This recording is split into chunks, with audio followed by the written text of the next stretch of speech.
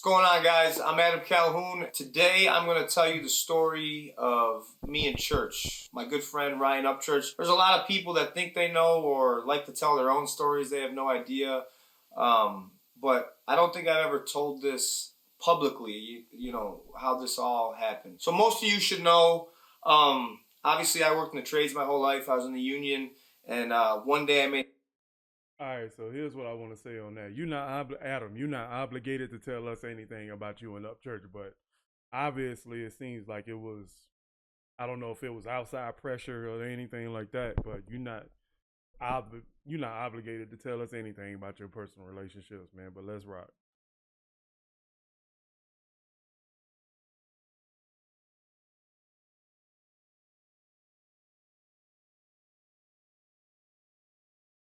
Made a viral video. I'm sorry, bro. I'm just here to see Sarah. I mean, bro. I'm not your bro. And then I made a whole bunch more, and I didn't know what the hell I was doing. I was just putting out content, and because people liked it, so I just kept doing it. And I did that for about a year. One day, someone was like, "Oh man, Ryan Upchurch just posted this meme that you made," and I was like, "Who?" I didn't know who Ryan Upchurch was. You know, I'm just a regular guy working. I was never on the internet or nothing like that. I'm like, who the hell's Ryan Upchurch? So I go into his page. I'm like, hey, man, that's my meme. You can tag me in that shit. And to which there was no response because there was probably like 50,000 comments. So you probably never even see my comment. But some time went on and people are like, you and Ryan Upchurch should work together, whatever. And then one day he messaged me and I actually saw it. And we got on the phone and we talked with each other. And the next thing you know, I fly down to Nashville. Church came and picked me up. And I can't remember which truck he's had. You know, Ryan was his cars. He's got a lot. We went to his old trailer that he used to live in, and he had a studio right on the side of the trailer. And you know, I just went down there to make a funny video with him. And actually, the first funny video that we ever made together was the "Hello, comrades." What's up, comrades? What's up, comrades? Oh my God. I'm Lord Virgin Pecker. So when I was down there, this is 5 years ago. Me and Church have been friends for... Man, 5 years? That looked like y'all was like in y'all teens. 5 years. So for all those people that are always in the comments like, where's Ryan? Where's Church? Are you guys still friends? Bro, we have lives. We have different lives. We're busy. We're running different businesses and obviously our music careers and stuff like that. And just like I said, like y'all ain't obligated to know anything. So, I mean, it was a question I was wondering, but you know, like I said, when you watch their channels, it's completely different content. So I would love to know Ryan's opinion on the Brave album, man. Me and Ryan Upchurch have been friends for 5 years and are still friends to this day. I consider him my brother, and I would do anything for him. If he ever needed me, I'm always going to be there. I love you, bro. So anyways, this is the part. We had got done filming the Antifa, the Comrades video, and he's in his studio, and at that point in time, he was actually writing and recording the Black on Black Johnny Cash. Black on Black Johnny Cash. And I'm sitting there, you know, on the couch, and I'm watching what he's doing and stuff, and he's got the beat playing, and he's writing in his phone, and I'm writing on paper, and he looks over and he's like, hey, what are you doing? And I was like, I'm just writing lyrics down. He's like, you rap? And I'm like, no, I mean, I used to back in the day, you know. And he's like, no way. And he's like, let me hear it. So I jump up and you know, we're just in the studio, and I put the headphones on and I rap what I wrote. And he's like, that's crazy. Like, whoa, you know. Little did he know, and maybe little do you guys know, back in the day, you got to understand something. When I was 18, 19, 20, 21 years old, 22, you know, for many years I slept on people's couches. I was homeless. You know, I lived in like a trap house. I was recording rap shit. Back in the day, you're talking about 99, 2000, 2001, you couldn't just go in the suburbs and go into a studio, some white dude with a studio. That wasn't a thing. Nah, back in the day, give y'all more context on back in the day, it was real hard to find a studio. Like, it was always like this, like abandoned shack you might have or see, and it'd be a studio in there. That was my first experience in the studio, but home studio wasn't never a thing because microphones like this wasn't available. We didn't have the recording programs had just started being a thing when you got like Cubase and Magix, and that's why I started that too, because I was internet rapping at the time. So yeah, you know what I mean. Like just to give you some context on what the time was, like having a home mic was not a thing. Not until about 2004. Home like microphones for home was like started being made, but just to kind of illustrate what he was talking about. Go in the suburbs and go into a studio, some white dude with a studio. That wasn't a thing. You had to go to the west side of Chicago, south side of Chicago. Mm-hmm. You had to be out and doing these battles on street corners and in these clubs, these dingy clubs, and you know, you're trying to earn respect because you're a white dude in basically a black dude's game, right? I mean, Right. it's rap, it's hip hop. So before all the funny videos and all this stuff that I've done on social media, when I was a young man, I mean, that's what I thought I was going to be in life. Right. I thought I was going to be a rapper. But here is the gold right here. I saw Ryan Upchurch in the studio recording a song, and he was rapping. And he was rapping about like some white boy shit. He didn't need acceptance from like the black culture. He was able to just to rap about some white shit. Do you guys understand what I'm saying? Like my whole life I had to. I know what he's talking about because I've even discussed it on like the racism video a little bit. But he was talking about like back then in that time, the gateway to being a hip hop artist was going through the black community. So if he talking about 5 years ago, we talking about 2017. So 5 years ago, Adam still believed that you had the gateway to hip hop was the black community. So when he hears Upchurch rapping about some white boys, white boy stuff, he was trying to be like, dang. So he didn't need that acceptance. He was out here making music, and I think that's what he got inspired by.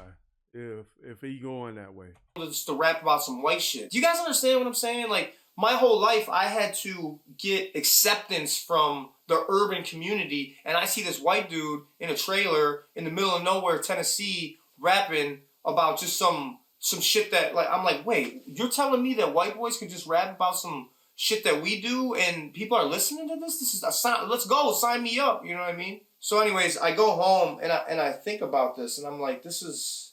Let me see, because I'm a rapper, I can do this. So, I wrote some songs, and I showed, one of the guys, and they're like, dude, you got to put this out. I held off for a little bit. Anyways, me and Ryan still remain friends, and I went back to Tennessee, and we did the video that went crazy, and everybody loves the Whoa Vicky, a straightener. Or a straightener. A straightener. A straightener. And then I actually showed Ryan one of the songs that I had recorded, and he was like, bro, like this is like you gotta put this out. So I recorded my first album, ACal. Church was on the first single, Die Tonight, and that song went crazy. Thank you to you guys, and thanks for Church. So that's what Die Tonight. That's what Die Tonight come from. You know what? Now that I think about it, and you guys may go back and watch that reaction, I did say Upchurch kind of carried that song, and now I get it. Now I thank you for that context.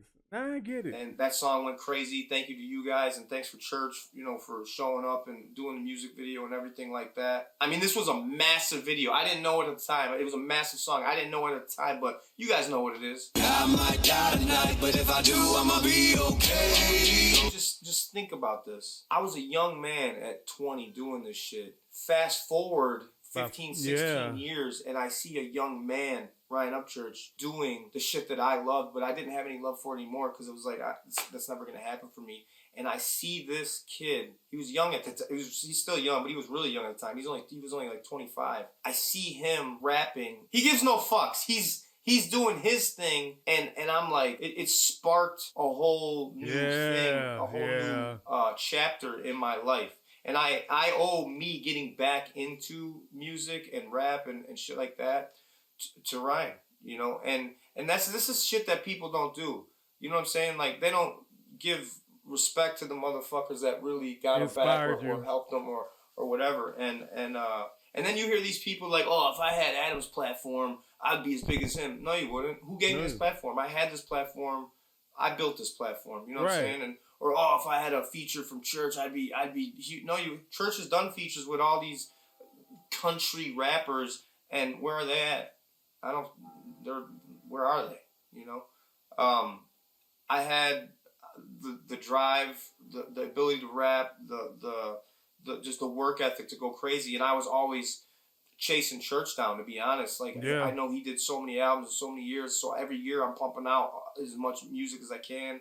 And you know, at first when I first started doing music, you know, everyone's comparing like Church to me to Church, and like talking shit, and it took years to finally like get out of that shadow and be like, you know, it was Church and Adam, you know, like these are the guys.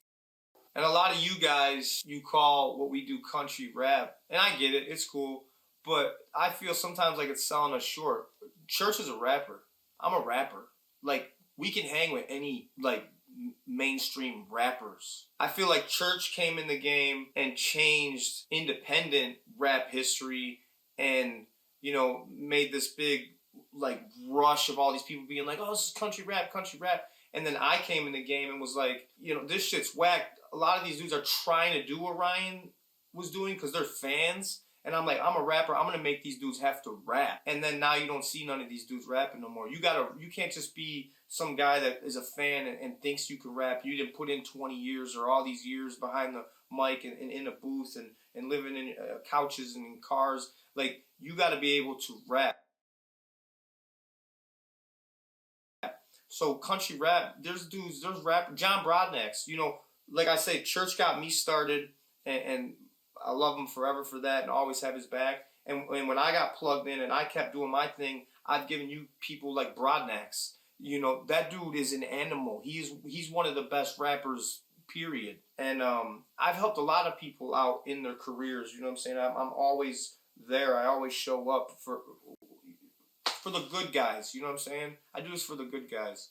And everyone's always asking me about advice, like, oh, how do I get started in music? Start and keep doing it and grind. I mean, you have to understand, you have to be obsessed. You have to be willing to lose comfortability, like sleeping on the floor, on a couch, in a car. You have to be able to lose your family. I didn't see my son when I was a young guy, like in my 20s, for a couple of years, and I wasn't the best dad ever. I lost contact with friends and family, and I mean, you have to be willing to lose everything. And if you're that guy and you can go that far, and this takes years. I was a young dude, 20 years old. This didn't happen for me for another 20 years later. Understand what I'm saying. So yeah, that's my advice. You gotta be an absolute animal. Anyway, I ended up recording a whole bunch of albums, and it came time for me and Church to do an album together. We were like, yo, let's do this. And that was Hooligan. And I went down to Tennessee, and it took us, I think, like 10 days. And we went at it and never stopped, you know, every day in the studio and pushing each other and shit like that. And, you know, we're riding around in his Lamborghini. He's drinking chocolate milk, and, you know, we're stopping at gas stations, people coming up. And it was just a really great experience. And it was super dope. You know, it's something that's timeless that hopefully lives on forever. And I didn't stop there.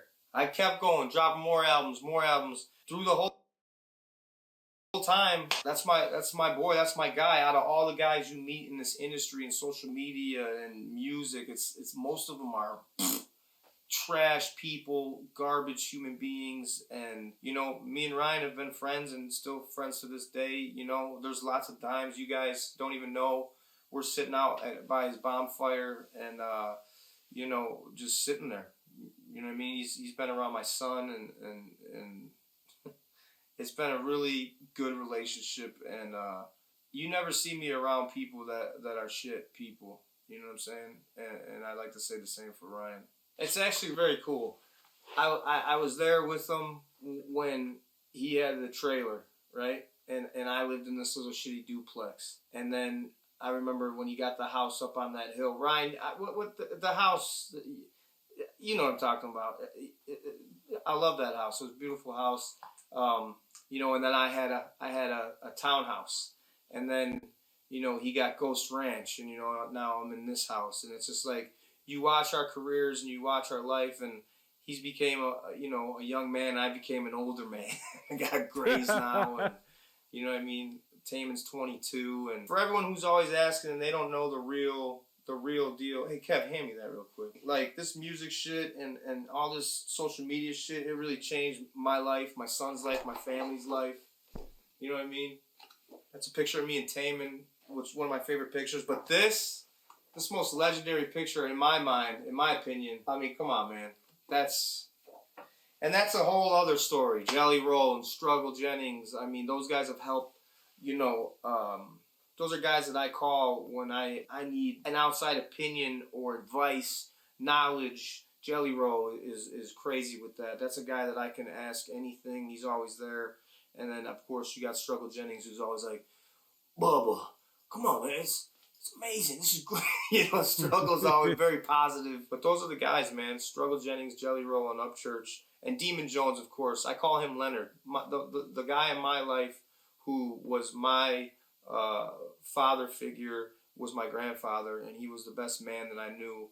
And actually, this is me and Demon Jones. I call him Leonard, and he'll actually answer to it. Like when we were on our tour 3 years ago or whatever, and we're in the venue, and I'm saying Demon, and he can't hear me because everyone's saying his name or my name. I'm like, hey, Leonard. He'll look across the room. That's a guy that's filled with knowledge. He's a good man. He's a family man. He's all about his kids, and it's just what I'm telling you guys right now is shit that's behind the scenes that you never see. Obviously, I can't tell you everything. I can only tell you, a lot of questions are always asked and stuff like that. But when I came in and started until now, where it is now, the guys that I've mentioned have grown this independent scene and this. You guys call it country rap, and that's cool. I'm not going to argue with you about it, but we've grown that scene to where it is today, and I'm just grateful to be a part of it. And those are my friends, those are my brothers, and a lot of people say church is number one and I'm number two, and I'm okay with that. I'm more like even church will call me like the 50 Cent of this shit, and that's how I feel too. So, and Church is just kind of a different artist. He could do whatever. He could do country, do rock. He can do that old school, like the oldies. He could do rap. That's the thing that I love most about the music that we do, and I think that's why you call it country rap, because I have songs like Clean Money. That's not a rap song. That's just a badass song. I mean, you guys know it. Not sure what y'all doing. I'm putting hard work in. Yeah, this music has elements of country, elements of rock, elements of rap, and I always pay homage to the rap shit. My rap knowledge goes deep. I mean, I grew up listening to Big L. I'm not talking LL Cool J. I grew up listening to Big L, Goody Mob. Old Dirty Bad, Wu-Tang. You know what I mean? Jay-Z, the Blue. I felt like he was talking to me because I made a comment on his starter cap song. Talking about what was that?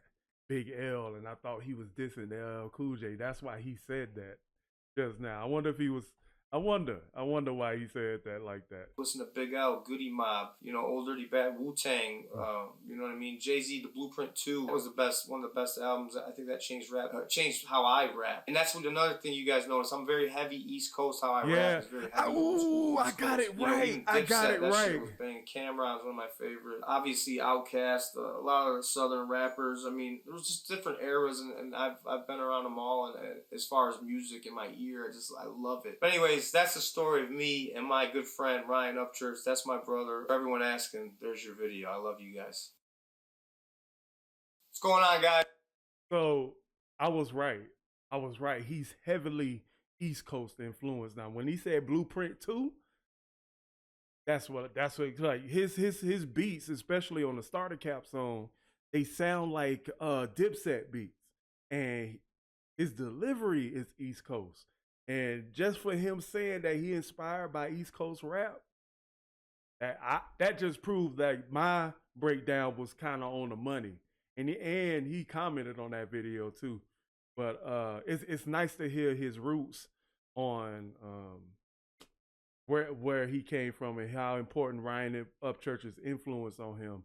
That's why I feel like from going from Die Tonight to Die Tonight and what was the other collab? The Back and Forth, the ones that I remember. And from watching those songs, he was, and then go to starter cap. You know what I'm saying? That was different. I could tell he had elevated. You know what I'm saying?